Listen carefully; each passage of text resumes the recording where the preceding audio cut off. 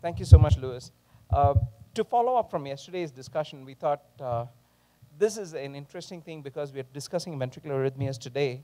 I thought I'll show you some of the data on neuromodulation, a little bit of science, Un poco de but also ciencia, very pero important. también datos muy importantes provenientes de Sudamérica. Y es una gran oportunidad para nosotros porque nosotros colaboramos con la Fundación Cardioinfantil. Entonces, este es UCLA, ya conocieron a todos mis colegas, al doctor Gayolo que está aquí también, pero muchos de estos médicos han sido parte de nuestros estudios y también tenemos un grupo de investigación en neurocardiología. Es un grupo científico y también tenemos con ellos un consorcio de colaboración con 7 universidades más que están mapeando el sistema nervioso del corazón y es de lo que vamos a hablar ahora. Entonces, ¿cuáles han sido los hallazgos principales que les quiero mencionar? La muerte súbita. La muerte súbita es un problema enorme. Se estima que 8 a 12 millones de personas tienen muerte súbita al año y pasamos buena parte de nuestro tiempo, por lo menos en los Estados Unidos, a manejar con dispositivos implantables en personas con función ventricular muy mala. Si este problema se plantea de manera diferente y vemos un panorama mucho mayor del riesgo para la población general de muerte súbita, las personas que mueren por muerte súbita, pasamos todo nuestro tiempo a mirar esta pequeña parte del círculo. Y sí, como porcentaje de este grupo, claro que sí, mueren muchas personas por muerte súbita, pero si vemos el número real de personas que mueren por muerte súbita, hay muchas más personas que ni siquiera tienen enfermedad cardíaca, tal vez cicatrices cardíacas. Estos son los pacientes que yo creo que nos ofrecen una gran oportunidad para poder tener un impacto global en ellos. La ablación por catéter, hoy en esta sesión vimos que es muy interesante, muy importante. Estos son los primeros datos multicéntricos. Ha habido una serie de 8 artículos ya publicados hasta la fecha utilizando eh, el consorcio de ablación de taquicardias ventriculares. Hemos invitado a la Fundación Cardioinfantil y esperemos que también las personas de INCOR sean parte de este consorcio porque realmente tiene que ser un consorcio internacional. Y por primera vez mostramos el uso de este consorcio, el esfuerzo de este consorcio. Y vemos que el doctor Maturia, que es un buen amigo nuestro, y también el programa del doctor Natale han sido parte de este consorcio junto con UPenn, el programa del doctor García y el del doctor Stevenson de Brigham, y UCLA coordinó esta base de datos. Ahora, si hay taquicardia ventricular, y si uno puede asegurarse de no tener recurrencia después de la ablación de la taquicardia ventricular, hay un beneficio para la mortalidad. Es un buen procedimiento, pero si es una enfermedad estructural y hay taquicardia ventricular, la tasa de mortalidad es muy alta. El 30% de las personas mueren dentro de un año si uno no corrige esto. Y la ablación de las taquicardias ventriculares, aquí tenemos una imagen para el caso de hoy. Esta es otra forma de hacer la ablación de las taquicardias ventriculares septales. Se emboliza a través de la arteria coronaria y esta es una ablación intraarticular utilizando coils. ¿Y por qué presento estas diapositivas? Porque la ablación de taquicardias ventriculares es muy sofisticada, como pueden ver. Se pueden utilizar muchas técnicas para corregirlas, pero luego, si uno está ablacionando en el corazón y no puede corregirlo en el corazón, ¿qué puede uno hacer? Tiene uno que recurrir a otro nivel y allí es donde entran las terapias del neuroaxiales. Y hay muchos niveles del sistema nervioso en donde uno puede trabajar para controlar las taquicardias ventriculares. Ahora, si miramos la práctica médica y todos nosotros vemos pacientes de cardiología general, si miramos todo el campo de la falla cardíaca, todos los medicamentos que se utilizan para tratar la insuficiencia cardíaca modulan el sistema nervioso autónomo, beta bloqueadores, inhibidores de la ECA, bloqueadores del receptor de la angiotensina. Todos estos son fármacos que son moduladores del sistema nervioso autónomo. Esto está en las guías y vale la pena recordarlo. Ahora sí podemos hacerlo de una manera más científica y estratégica. Entonces, una palabra rápida sobre la anatomía. Vimos esta diapositiva ayer y nuevamente estoy resaltando el hecho de que el corazón, como todos los demás órganos, tiene su propio sistema nervioso, que es el sistema nervioso intrínseco intrínseco, también tiene ganglios intratorácicos, el ganglio estrellado, la médula espinal y también las fibras nerviosas que envían impulsos al cerebro, al tallo cerebral, y eso controla el corazón del lado eferente, que tiene fibras simpáticas y parasimpáticas. Todo lo que está en azul es información que va desde el corazón hacia el sistema nervioso. Entonces, el corazón es un órgano sensitivo. Muchas veces se nos olvida ese. Cualquier nervio que pasa por un órgano tiene información que va en dos direcciones. Entonces, la forma como el sistema nervioso controla los órganos es como la Internet.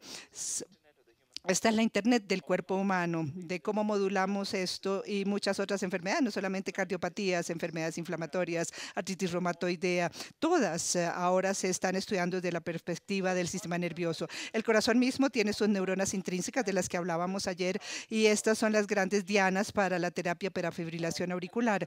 Y estas son las vías ganglionares que están en distintos sitios y controlan la electrofisiología de las aurículas y los ventrículos. Lo que es nuevo es que ahora podemos hacer imágenes y mirar el corazón de manera más científica.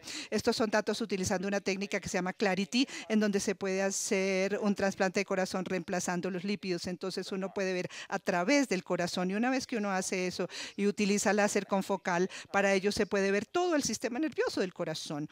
Y claro que esto nos permite ver las neuronas. Este es el pequeño cerebro que está allí en el corazón y es lo que yo les mostraba ayer, en donde la gente está inyectando toxina botulínica para controlar la fibrilación auricular. Y podemos utilizar técnicas más avanzadas como lo que han visto aquí, como microscopía light sheet, y lo que vemos aquí es todo un corazón hecho en imágenes y lo hemos tincionado con distintos anticuerpos para las fibras nerviosas para así poder ver todo el sistema nervioso y cómo controla el corazón, y se pueden hacer imágenes de esto y esto se puede visualizar en datos de altísima resolución. Este fue el trabajo que hizo Rosmerian en UCLA.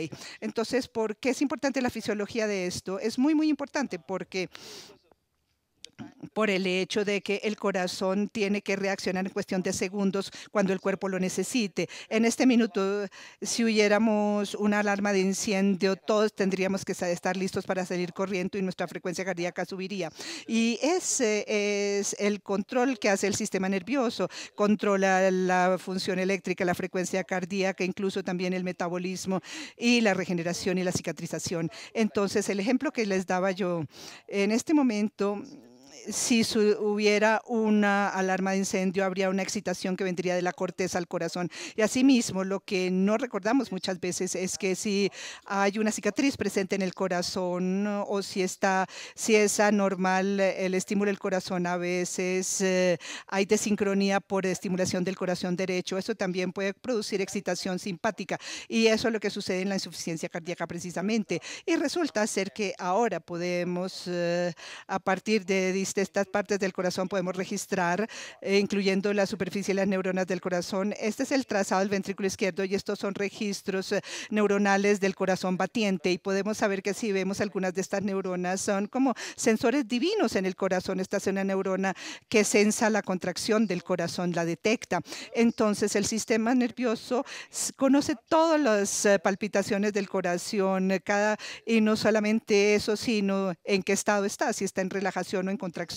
Y aquí tenemos otro ejemplo en donde estamos registrando a partir de muchas neuronas y solo tocamos el corazón y algunas neuronas se apagan, otras se activan, de manera que esto nos muestra que uno puede registrar directamente de las neuronas en un corazón batiente. Una vez que uno tiene eso, uno puede escuchar el corazón y uno puede entender la forma como le habla el sistema nervioso al corazón y utilizar esa rúbrica neuronal para comprender la terapéutica. Entonces, también podemos hacer técnicas más avanzadas. Aquí tenemos un ejemplo en donde hemos utilizado Robsina y brillamos la luz sobre el corazón y vemos que sin la estimulación eléctrica, sino de luz, podemos controlar subgrupos específicos de neuronas. Digamos que se pone un electrodo aquí, vamos a estimular todas estas neuronas, pero si expresamos la cianorrhodopsina en uno de estos tipos de células, se puede obtener una estimulación selectiva de las neuronas. Este es el tipo de experimento que se está haciendo para entender cómo los nervios controlan el corazón. Es algo muy interesante, toda la revolución optogenética que está sucediendo en la neurociencia. Ahora, ¿qué pasa con la fisiopatología? Esta es una diapositiva importante y es muy práctica. you have Cuando el corazón está lesionado o tenemos cardiomiopatía por Chagas, no importa, esta lesión al corazón efectivamente envía señales al cerebro y esto activa el sistema renina-angiotensina.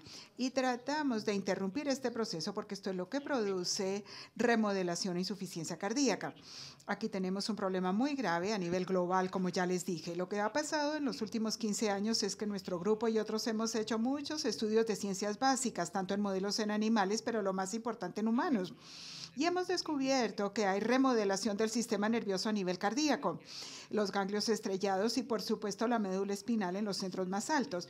Y esto es algo que a medida que avanza la enfermedad, debido a las citoquinas que circulan, estas afectan poderosamente la inervación del corazón. También sabemos que si se lesiona el corazón y hay un infarto, hay datos registrados. Uno puede registrar las neuronas en el corazón batiente después de producir un infarto experimental, registrados de la almohadilla adiposa. Este es exactamente el área que estaba utilizando el doctor Valdevano. Es lo que tenemos alrededor de este cable son una serie de neuronas que controlan el corazón. Cuando hacemos este tipo de experimentos y mediciones, ahora sabemos que el corazón sabe que ha sido impactado. El corazón incluso puede saber que está siendo estimulado de manera normal. Así que por primera vez hemos podido registrar una rúbrica neuronal del corazón y sabemos qué información le está mandando al cerebro que produce todo el problema de la falla cardíaca. ¿Será esto pertinente? Bueno, este es un trabajo que acaba de ser publicado, lo pueden ver en internet, está libremente disponible porque esto es una investigación financiada por el NIH. Aquí tenemos mapeo de alta densidad del corazón y colocamos PVCs mientras hacemos los registros neuronales. Este es un ejemplo de un paciente que tiene PVCs de acople variable que se llaman BF y uno de los hallazgos interesantes que tenemos en este estudio en particular es que si vemos el latido sinusal compatible a la presencia de PVC, especialmente el que tiene un intervalo variable, altera por completo la depolarización del corazón. Esta es la rúbrica que aumenta el riesgo de taquicardia ventricular. Así que los nervios son muy importantes porque en parte controlan el corazón. ¿Por qué digo esto? Aquí tenemos un ejemplo de un corazón totalmente normal y lo único que vamos a hacer ahora es empezar a estimular el nervio. Vean lo que sucede cuando estimulamos el nervio. Instantáneamente vamos en fibrilación ventricular. Esto nos muestra el poder de los nervios para controlar la propagación eléctrica. También se desprende que cuando tenemos una cicatriz en el corazón, como la vemos acá, en este caso estamos haciendo un mapeo con estimulación con diferentes morfologías. La interacción entre este substrato y el control funcional es la razón por la cual se produce la taquicardia ventricular, como lo vemos acá. Esta es la representación gráfica que nos muestra la taquicardia ventricular. Y esto lo vimos ayer, aquí mapeamos, llegamos al sitio, encarrilamos, hacemos el mapa base, podemos ver los potenciales tardíos y la taquicardia ventricular. La belleza de esto es que si no podemos corregir el problema en el corazón, entonces hay que hacer neuromodulación. ¿Cómo se hace la neuromodulación? Podemos trabajar en el sistema nervioso simpático o podemos trabajar en el parasimpático.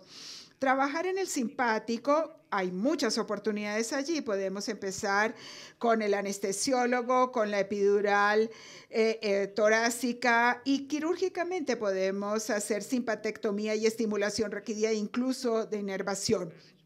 Todo nuestro manejo, todas nuestras técnicas de manejo de las guías publicadas nos dice que las cosas que utilizamos para apoyar a un paciente todas son drogas neuromoduladoras o intervenciones, betabloqueadores, sedación, modulación neuroaxial, etc. Así que las neuronas son de interés. Vamos a hablar del ganglio estrellado. Aquí tenemos una imagen bellísima del doctor Cajal, quien ganó el premio Nobel, que nos muestra cuán delicadas son estas neuronas, las que controlan las vísceras, en este caso también las neuronas que controlan el corazón. Sabemos que si efectivamente podemos quirúrgicamente retirar o extirpar estas neuronas del circuito, podemos controlar la taquicardia ventricular. ¿Por qué sabemos esto? Estos son datos del doctor Aliullah y de uno de sus mentores que ha publicado este trabajo. Esto es una encuesta de todos los trabajos disponibles en la literatura, que nos muestra efectivamente que si inyectamos lidocaína en el ganglio estrellado podemos controlar la taquicardia ventricular. Estos son pacientes que tenían que cumplir los criterios, por supuesto, pero estos son numerosos estudios, prácticamente todos los trabajos publicados en literatura inglesa. Nosotros y otros, y por supuesto nuestro grupo, nos hemos concentrado en esta área durante casi 15 años y estamos viendo que la anestesia epidural puede llegar a controlar la taquicardia ventricular. Publicamos este trabajo en el 2010 con diferentes colegas que formaron parte de este esfuerzo. Y nosotros sabemos que se ha utilizado la simpatectomía cardíaca desde el año 61. Este es el primer reporte de la Universidad de Duke. El doctor Sipes también reportó esto en 1968, donde hicieron simpatectomía cardíaca bilateral. Y sabemos a partir del trabajo de Ferrari y de Peter Schwartz que esto se puede utilizar para pacientes que tienen canalopatías, síndromes de QT largo. Hemos hablado con colegas argentinos también sobre el tema, así que esto es algo sumamente efectivo, la simpatectomía cardíaca. Aquí tenemos un ejemplo de oclusión coronaria. En un modelo canino podemos ver la taquicardia ventricular. Si hacemos la simpatectomía y hacemos los mismos experimentos de oclusión coronaria, se para la taquicardia ventricular. ¿Por qué funciona la simpatectomía? Voy a mostrarles unos datos y luego datos clínicos antes de concluir. Aquí tenemos un ejemplo donde hacemos oclusión coronaria en un modelo canino y estamos midiendo las catecolaminas directamente en el miocardio. Un total de 6 localidades, la zona del infarto, pereinfarto y la zona remota. Si ustedes miden las catecolaminas liberadas durante la oclusión coronaria, cuando se ocluye la coronaria, vemos aquí que los niveles de catecolamina, no de epinefrina, aumentan. Y por supuesto que cuando se hace la reperfusión se lava y baja. Si vemos lo que sucede con los animales y comparamos eso con los que no tienen fibrilación ventricular, si vemos la zona pereinfarto, los animales que son susceptibles a fibrilación ventricular tienen mayor cantidad de catecolaminas liberadas. Así que hay más liberación de norepinefrina, que es muy arritmogénica. Esto se puede mitigar por neuromodulación. Y de hecho, en este estudio en particular, pudimos exactamente demostrarlo. Si lo medimos, los niveles de norepinefrina en la zona normal, en la zona inferior y la zona remota. Si tenemos todo el sistema nervioso intacto versus cortar el ganglio estrellado o haciendo estimulación de la médula espinal, cuyos datos no aparecen en esta diapositiva, podemos reducir la cantidad de catecolaminas liberadas. Esto nos indica que la información que pasa del corazón al cerebro amplifica la excitación, y esto es lógico si lo analizamos. Tenemos más excitación simpática con la liberación de catecolaminas. Esto es un trabajo que me parece muy interesante, es un trabajo colaborativo con un estudio internacional de Johns Hopkins, y la Fundación Cardioinfantil también participó. En este estudio, gracias a nuestros colaboradores aquí en Bogotá, pudimos demostrar por primera vez que la simpatectomía bilateral es superior al ganglio estrellado solo. Y esto se puede hacer con bajo riesgo de complicaciones y efectos secundarios. Y realmente considero que si tienen la oportunidad, muchos de ustedes pueden leer la editorial en internet y también comentarios muy interesantes del doctor Fuster y el doctor Balan a este estudio en particular. Entonces, estamos pensando hacer un estudio prospectivo donde queremos tomar pacientes con ablación fallida y hacer una aleatorización. En el futuro, quizás esto no sea necesariamente quirúrgico, quizás lo podamos hacer incluso utilizando el control eléctrico de los nervios, utilizando técnicas especiales que se llaman corriente AC y corriente equilibrada. Ya hay un par de trabajos de Johns Hopkins que son muy interesantes, que demuestran que experimentalmente se puede reducir la taquicardia ventricular utilizando modulación bioelectrónica de los nervios. Todo esto resulta sumamente interesante, y en el futuro también vamos a ver más estudios utilizando estimulación del nervio vago, que es un área de interés muy importante para mi colega el doctor Desagui. Lo hemos sabido durante muchos años que usted puede determinar la taquicardia ventricular mediante estimulación del nervio vago. Y en este caso hacemos masaje del seno carotidio para terminar la taquicardia ventricular. ¿Por qué ocurre esto? Esto es un estudio realizado por mi colega el doctor Vasagui. Este es un trabajo que está en prensa Y en este estudio demostramos que el potencial de la acción ventricular se puede prolongar gracias a la estimulación del nervio vago. Y esto tiene medidas de transporte neuronal directo y podemos ver que la taquicardia ventricular disminuye mediante la estimulación del nervio vago. Los dejo con las últimas ideas. Hay muchas ideas interesantes sobre neuromodulación que ya están funcionando para el corazón, pero también para otras patologías como enfermedad hepática, enfermedad inflamatoria, que van a estar utilizando terapias de neuromodulación. Y voy a dejarlos con otra idea. 22 personas mueren repentinamente por minuto en el mundo. Necesitamos entonces terapéuticas de bajo costo y que se puedan aplicar globalmente. Y para eso tenemos que dedicar nuestra vida pensando en qué podemos hacer por todos estos pacientes. Y esto es lo que nos mantiene muy entusiasmados. Y para citar a un compañero de mi país, si queremos buena neuromodulación, aprendan a meditar. Y por supuesto que si están en Colombia pueden tomar buen café. Bueno, me detengo acá. Quiero darle las gracias a mis colegas y le agradezco muchísimo que me haya brindado esta oportunidad porque me tengo que ir para el aeropuerto. Si hay preguntas y comentarios, los puedo responder en este momento antes de irme. Muchas gracias. Muchísimas gracias, Chief, por esta maravillosa conferencia, absolutamente fantástica. Quizás sea uno de los mejores ejemplos de cómo combinar la investigación básica aplicada a la clínica. Es algo sorprendente esta combinación. Desafortunadamente, creo que usted se tiene que ir para el aeropuerto. We don't have time for questions.